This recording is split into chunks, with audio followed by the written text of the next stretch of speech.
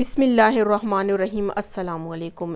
First year का math है जो कि KPK बोर्ड का है। यूनिट 11 है हमारे पास, एप्लीकेशन ऑफ ट्रिग्नोमेट्री, एक्सरसाइज 11.1 का क्वेश्चन नंबर 2 हम स्टार्ट करते हैं। जिन स्टूडेंट्स के पास ये वीडियो इंग्लिश में आ रही है उसे उर्दू में कन्वर्ट करने के लिए आपने वीडियो की सेटिंग पर जाना है, वहाँ से आपने ऑडियो ट्रैक पर क्लिक कर देना और उसके बाद आपने हिंदी ओरिजिनल सेलेक्ट करना है, तो आपके पास मेरी ओरिजिनल वॉइस आ जाएगी जो कि उर्दू में है। क्वेश्चन नंबर 2 है, solve right triangle ABC in which gamma is equals to 90 degree and.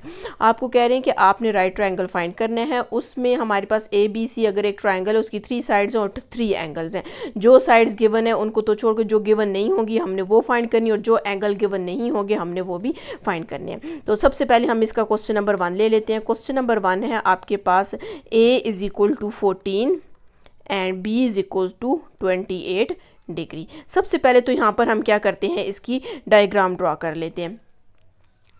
Diagram हम इसकी ड्रॉ करते हैं। डायग्राम में आपने देखा है कि उन्होंने क्वेश्चन में बोला है कि राइट ट्रायंगल है, तो हमने एक ऐसा ट्रायंगल ड्रॉ करना है जिसमें जी साइड पे हम इसका क्या करते हैं, एक ट्रायंगल ड्रॉ कर लेते हैं।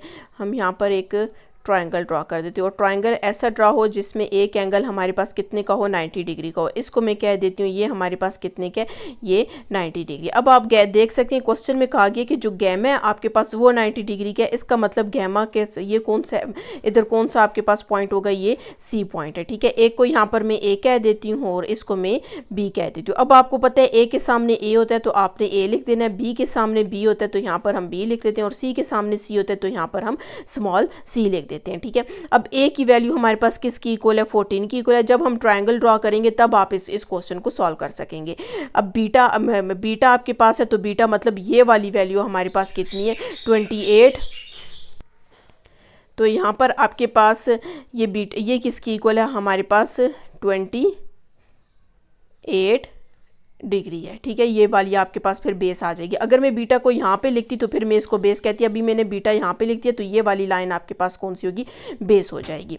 अच्छा, अब यहाँ पर हमने सारी इसको लेबल कर दी, इसमें जो जो पॉइंट्स है जो गिवन थे वो भी हम सब लिख चुके हैं। अब यहाँ पर आप देख सकते हैं A और B गिवन, आपने यहाँ पर देखना है कौन कौन सा नहीं गिवन। ये यहाँ पर देख सकते हैं हमारे पास C नहीं है, ठीक है, यहाँ पर हमारे पास B नहीं है और साथ में अल्फ़ा नहीं है। इसका मतलब ये हुआ कि हमने यहाँ पर कौन सा फाइंड करना है, C फाइंड करना है, यहाँ पर हमने B फाइंड करना है और साथ में हमने यहाँ पर क्या फाइंड करना है, अल्फा फाइंड करना है। अल्फा फाइंड करने के लिए तो आपको पता है कि एक ट्रायंगल की तीनों एंगल को सम करें तो वो 180 के इक्वल होता है। तो यहाँ पर हम लिख लेते हैं alpha plus beta plus gamma is equal to 180। Alpha आपने फाइंड कर देना है, ठीक है। बीटा की वैल्यू हमारे पास कितनी है, 28 डिग्री और गैमा हमारे पास कितने हैं, गैमा हमारे पास 90 है, इज इक्वल टू 180 आ जाएगा।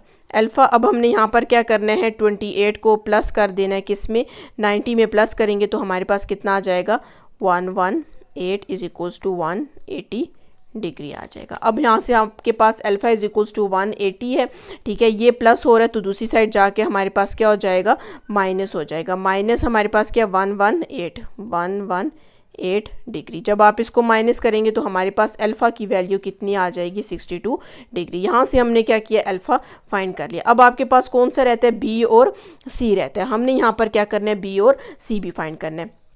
B और C को फाइंड करने के लिए सबसे पहले तो आप यहाँ पर लिखेंगे sine theta is equal to cos theta equals to and tan theta equals to some people have, C से करली ब्राउन हेयर, T से थ्रू प्रॉपर और ब्रश, B फर्स्ट वाला लिख रहे हैं, ठीक है।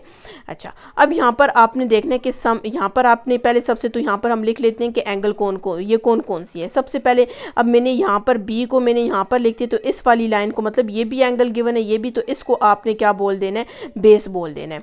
ये बेस हो जाएगा और ये आपके पास 90 के एंगल के सामने वाला जो होता है वो हमारे पास कौन सा होता है, हाइपोटेन्यूज। ये वाली लाइन हाइपोटेन्यूज की, और जो आपके पास रह जाएगी और ये 90 के एंगल वाली है तो ये हमारे पास कितनी आ जाएगी, परपेंडिकुलर। अगर यहाँ पर B को मैं यहाँ लिखती और A को मैं यहाँ लिखती, फिर मैं इसको बेस कह देती और इसको परपेंडिकुलर कह देती, ठीक है, फर्क नहीं पड़ेगा, आंसर आपके पास सेम आता है। अगर B को आप इधर लिख लें और A को इधर लिख लें। अच्छा, अब यहाँ पर आपने देखना है कि हमारे पास कौन सी वैल्यू गिवन है, सिर्फ B गिवन है। तो आप देख सकते हैं हमारे पास ये फर्स्ट वाला हम यूज़ नहीं कर सकते क्योंकि वो P/H है, ना P गिवन है और ना ही H है। तो हम अगर नेक्स्ट पे जाएँ तो आपके पास क्या, cos theta is equals to B/H। B/H हम ये भी यूज़ कर सकते हैं। अगर आप 10 पे जाएँ तो P/B है, मतलब P/B तो हम ये भी यूज़ कर सकते हैं। मैं यहाँ पर कौन सा करती हूँ, कॉज कर सकती हूँ, आप टेन भी कर सकते हैं। यहाँ पर हम लिख लेते हैं cos theta is equals to b by h आ जाएगा। कॉज है हमारे पास, थीटा की वैल्यू हम कितनी लेंगे 28 डिग्री ले लेंगे, ठीक है। बी हमारे पास कितने 14 है और डिवाइडेड बाय एच आपके पास कितने, एच हमारे पास पी बाई बी एच और एच हमारे पास किसकी इक्वल है, सी की इक्वल है। यहाँ पर हम सी लिख लेते हैं। अब हमने क्या करना है, cos 28 को कैलकुलेटर से सॉल्व कर लेना है, या फिर पहले यूँ कर लें, c इज इक्वल्स टू 14 इधर आ जाएगा और मतलब c इधर चला गया और cos 28 आपके पास इसके नीचे डिवाइड हो जाएगा cos 28, तो 14 डिवाइडेड बाय cos 28। यहाँ पर हम लिख लेते हैं cos 28 डिग्री किसकी इक्वल आ गया 0.8829, तो यहाँ पर हम लिख लेते हैं 0.8829। इसको आपने क्या करना है, पहले लिखना है कैलकुलेटर पे आपने लिखना है 14 डिवाइडेड बाय 0.8829, तो ये हमारे पास कितना आ गया 15.85 आ गया। हम यहाँ पर लिखेंगे 15.85, तो हमारे पास यहाँ से c की वैल्यू भी फाइंड हो चुकी है 15.85 आ गई। अब हमने कौन सी वैल्यू फाइंड करनी है, हमने यहाँ पर b भी फाइंड कर चुके, c भी फाइंड कर, अब हमने b फाइंड करना है। तो b आपके पास क्या है, p है। अब आप फर्स्ट वाला यूज़ कर सकते हो, p बाई h है, क्योंकि p आपने फाइंड करना है और h अभी आपने फाइंड किया, मतलब c फाइंड करना। नहीं तो आप लास्ट वाला भी यूज़ कर सकते हो, p बाई b। मैं यहाँ पर लास्ट वाला यूज़ करती हूँ, tan theta is equals to p by b। हम यहाँ पर लिख लेते हैं tan theta is equal to p by b। यहाँ पर आपके पास tan आ जाएगा, थीटा हमारे पास कितने 28 डिग्री है, ठीक है। और p आपके पास कितने, p हमने फाइंड करने हैं और b हमारे पास कितने 14 है। p आपने फाइंड करने और b हमारे पास कितने 14 है। अब p की जगह हम क्या लिखेंगे, b लिखेंगे। यहाँ पर आपने क्या लिखना है, p की जगह b लिख देना है। अब ये हमने यहाँ पर कैलकुलेटर से लिखना है कि tan 28 किसकी इक्वल है। यहाँ पर हम लिख लेते हैं tan 28 डिग्री किसकी इक्वल है 0.531 और यहाँ पर 4 क्या हो रहा है, डिवाइड हो रहा है, तो उसको इस साइड पे ले आते हैं तो ये मल्टीप्लाई हो जाएगा। यहाँ पर हम लिख लेते हैं 14 को हमने मल्टीप्लाई किससे करना है 0.531 से करना है, तो हमारे पास कितना आ जाएगा 7.4 आ जाएगा। तो b की वैल्यू आपके पास क्या आएगी 7.434, ठीक है। 34 भी आगे भी आप लिख सकते हैं। तो आपने देख सकते हैं कि हमने a b c भी फाइंड कर चुके हैं, b भी और अल्फ़ा भी हमने फाइंड कर लिया। आपने सबसे पहले तो इस क्वेश्चन में ये है कि आपने डायग्राम लाजमी ड्रॉ करनी है, डायग्राम ड्रॉ करेंगे तो तब आप इनकी सबकी वैल्यूज़ फाइंड कर सकेंगे। अब हम इसका नेक्स्ट पार्ट करते हैं जी, सेकंड पार्ट है। सेकंड पार्ट हम लिख लेते हैं। सेकंड पार्ट हमारे पास क्या है, b is equal to 8.9 and beta is equal to 21.5 degree आ जाएगा। सबसे पहले तो आपने क्या करना है, इसकी डायग्राम ड्रॉ करनी है और ऐसी डायग्राम ड्रॉ करनी है जिसमें एक एंगल आपके पास किसकी इक्वल हो 90 डिग्री की हो इक्वल हो, ठीक है। यहाँ पर हम डायग्राम ड्रॉ कर लेते हैं, ये आ जाएगा। अब आप देख सकते हैं कि आपको गैमा बोला गया कि गैमा आपके पास किसकी इक्वल है 90 डिग्री के, तो गैमा की जगह आपने इधर क्या लिख देना है, सी लिख देना है। अब एक को आपने ए कह देना है और एक को आपने बी कह देना है। इसको मैं यहाँ पर ए कह देती हूँ और इसको मैं यहाँ पर बी कह देती हूँ। अब ए के सामने आपने स्मॉल ए लिखना है, बी के सामने आपने स्मॉल बी लिखना है और सी के सामने आपने स्मॉल सी लिख देना है, ठीक है। यहाँ पर ये अल्फा है और ये आपके पास क्या है, बीटा है। अब हम यहाँ पर देखते हैं कौन सी वैल्यू गिवन है। बी आपके पास किसकी इक्वल है 8.9 के इक्वल है। बीटा मतलब यहाँ पर आपके पास ये जो बीटा है ये कितने 21.5 डिग्री है। अच्छा, अब जो आपने फाइंड करने हैं वो हम लिख लेते हैं। सबसे पहले आप देख सकते हैं अल्फ़ा आपके पास नहीं है तो हमने यहाँ पर क्या करना है, अल्फ़ा फाइंड करना है। सी आपके पास नहीं है तो हमने क्या करना है, सी फाइंड करना है। और ए भी आपके पास नहीं है तो हमने ए फाइंड करना है। एंगल फाइंड करने के लिए तो आपने क्या करना है, तीनों एंगल को सम करना है, वो किसकी इक्वल हो जाएगा 180 के इक्वल हो जाएगा। अल्फ़ा की वैल्यू आपने फाइंड करनी है, प्लस बीटा हमारे पास कितने 21.5 है, प्लस गैमा हमारे पास कितने 90 डिग्री क्वेश्चन में गिवन भी है, ठीक है। और अगर क्वेश्चन में यहाँ पर आपको ना भी बताया जाए कि आपके पास क्या, लेकिन क्वेश्चन में ये आप देख सकते हैं कि बीटा और फिर आपने किसी एक अल्फ़ा को या फिर बीटा गैमा को आपने 90 डिग्री लें। जिस तरह भी आप देख सकते हैं ना, बीटा गिवन है तो इसका मतलब क्वेश्चन में अगर आपको बोला जाए कि ये राइट एंगल ट्राइंगल है तो फिर आपने क्या करना है, या तो अगर गैमा यहाँ पर ना गिवन हो तो आप अल्फ़ा को भी 90 ले सकते हैं या फिर आपने गैमा को 90 ले लेना है। इज़ इक्वल टू ये कितना हो जाएगा 180 हो जाएगा। तो अल्फ़ा प्लस आपने क्या करना है, यहाँ पर 21.5 को आपने ऐड कर देना है, किसके साथ 90 के साथ ऐड करेंगे तो 111.5 आ जाएगा और ये 180 हो जाएगा। तो alpha is equals to 180 minus 111.5 आ जाएगा। इसको आपने क्या कर देना है, माइनस कर देना, 180 को माइनस करेंगे किससे, 111.5 से, तो हमारे पास कितना आ जाएगा, 68।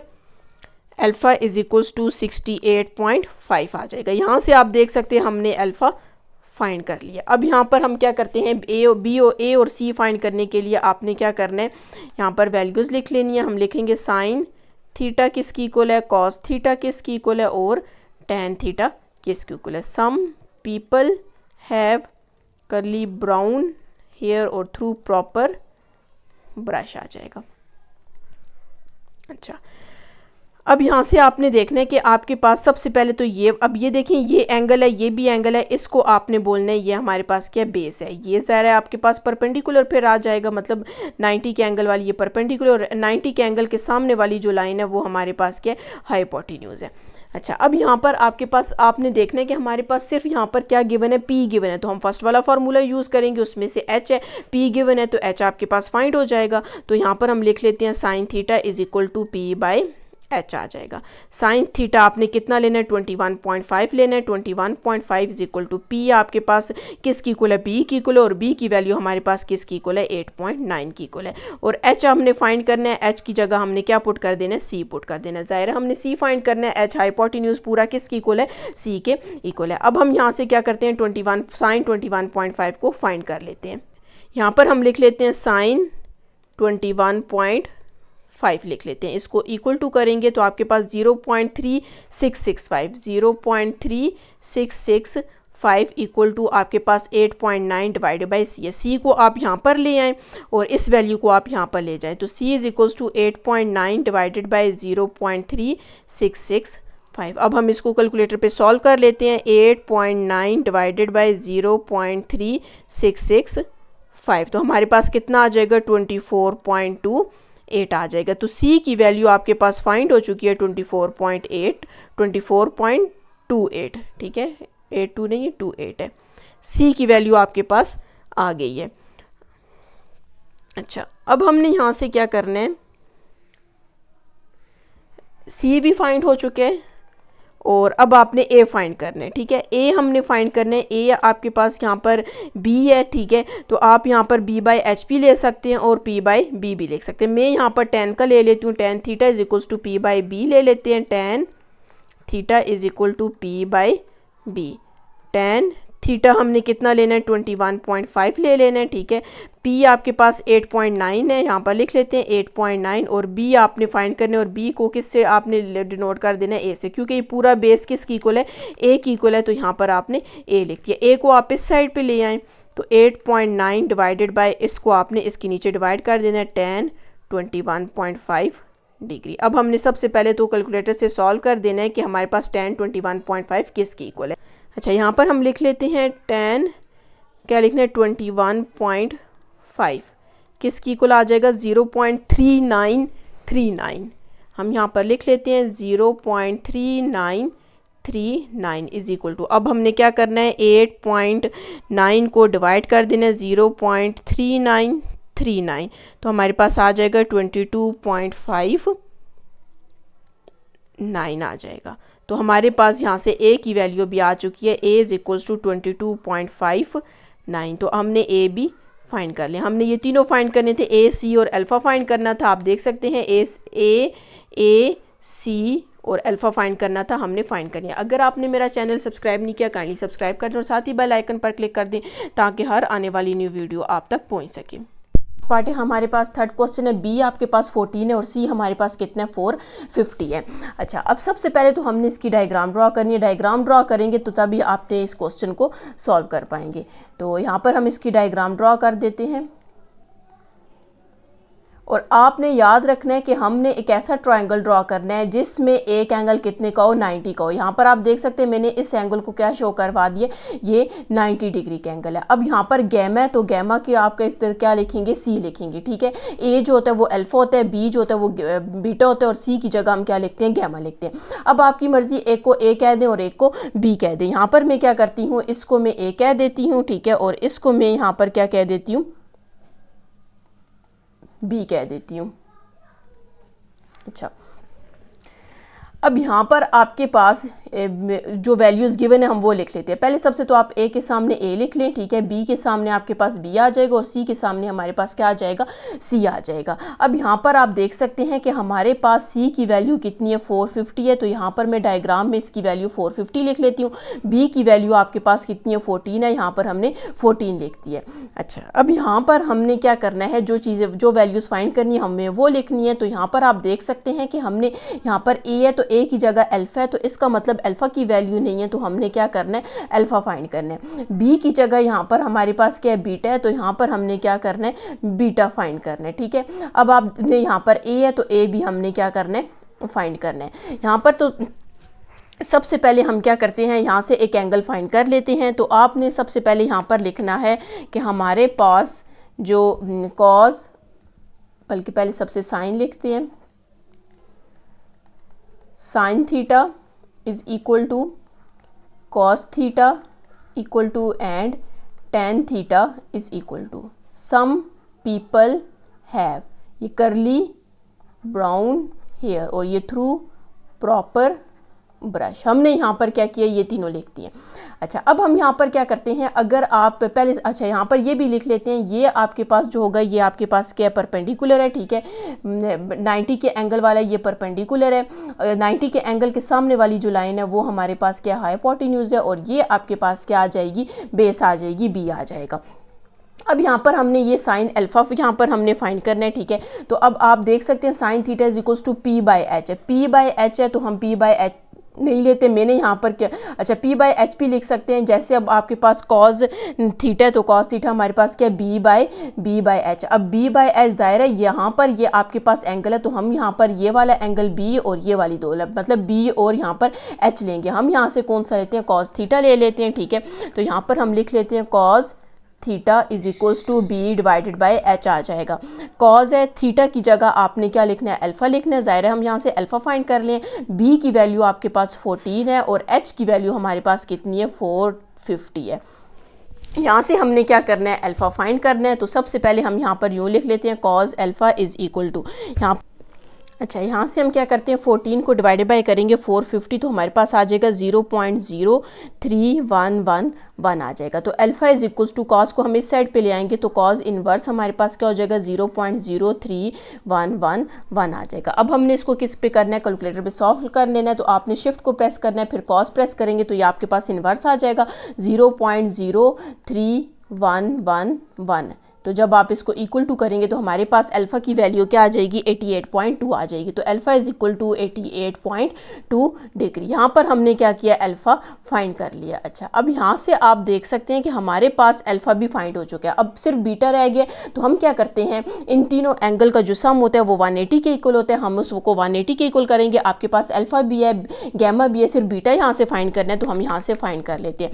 आपके पास क्या आ जाएगा, alpha plus beta plus gamma is equal to 180 आ जाएगा। अल्फ़ा की वैल्यू हमारे पास क्या है, 88.2 है, प्लस बीटा आपने फाइंड करना है, गैमा की वैल्यू हमारे पास 90 है, is equal to 180 beta plus. अब हमने यहाँ से क्या करना है, 88.2 को प्लस कर देना है 90 से, तो हमारे पास कितना आ जाएगा, 178.2 आ जाएगा, इज इक्वल टू 180। तो बीटा इज इक्वल टू हमने क्या करना है, 180, ये प्लस है, इस साइड पे आके माइनस हो जाएगा, तो 178.2 आ जाएगा। यहाँ से हमने क्या करना है, 180 को माइनस कर देना है, किससे, 178 से। तो हमारे पास आंसर आ जाएगा 1.8। तो beta is equal to 1.8 degree. यहाँ से हमारे पास बीटा की वैल्यू भी फाइंड हो गई है।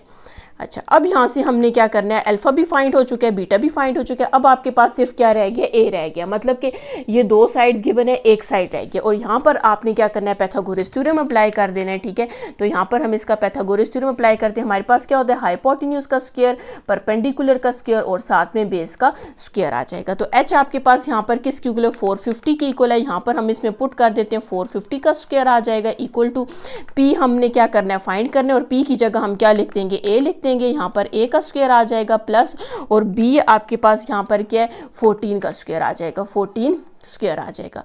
यहाँ पर हम क्या करते हैं, 450 को मल्टीप्लाई कर देते हैं 450 के साथ, तो आपके पास आंसर आ जाएगा 202 500 और इसको आपने इस साइड पे ले आना है, तो 14 का स्क्वायर हम ले लेते हैं। 14 मल्टीप्लाई 14 करेंगे तो हमारे पास कितना आ जाएगा, माइनस हो जाएगा, -196 is equal to A square आ जाएगा। अब आपने क्या करना है, 202500 को हमने माइनस कर देना है 196 के साथ। माइनस करेंगे तो हमारे पास कितना आ जाएगा, 202304 is equal to A square है। अब ज़ाहिर है हमने ए फाइंड करना है, तो आपने बोथ साइड पे क्या ले लेना है, अंडर रूट ले लेना है।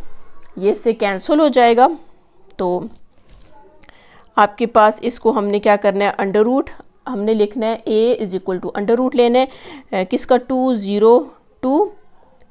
304 तो हमारे पास ये कितना आ जाएगा, 449.78 आ जाएगा। तो यहाँ से हमारे पास ए की वैल्यू भी फाइंड हो चुकी है। हमने यहाँ पर इसका लास्ट पार्ट किया, तो आपके पास ये लास्ट पार्ट भी इसका कंप्लीट हो चुका है। इसके बाद नेक्स्ट वीडियो में हम इसका एक्सरसाइज 11.1 का क्वेश्चन नंबर 3 करेंगे।